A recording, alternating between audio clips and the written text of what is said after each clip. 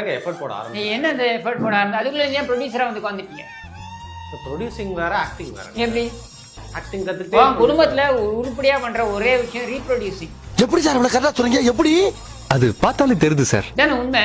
இதுல பாத்தீங்கன்னா இதுக்கு விசில் அடிக்கிறதுக்கு இவன் என்ன இவன் அதுதான் நான் சொல்றேன். இந்த 200 ரூபாய் கேஸுங்க எடுத்துன்னு பாருங்க. இதுங்கள மாதிரி ஒரு மானங்கட்ட ஜென்மங்களை நீங்க என்ன சொல்றாங்க உலகத்துல நீங்க பார்க்க முடியாது. ஏன்னா இதுங்க இதுக்கு இன்பா பாருங்க. ஏண்டா உங்களெல்லாம் சோறு தின்றீங்களா வேற ஏதாவது தின்றீங்களா நீங்களா?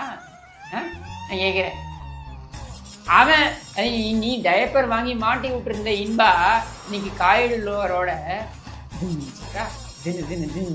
ஆட போயிட்டான். சரியா? கேளுங்க. அவன் ஆடுவாங்க, இவங்க மிஸ்ல அடிப்பானுங்க. இவனுங்க அங்க கருணாநிதி சமாதிக்கு மேலே நின்றுக்கிட்டு இவனுங்க ஓழுங்க வாழ்க்கை ஃபுல்லாக கத்திட்டு இருக்க வேண்டியதான். நீ அந்த 200 ரூபாய் ₹1 கூட மேலே போகாது. சரியா? ஆனால் அவன் பாருங்க, அவன் காயிலோரோட போயிட்டான்.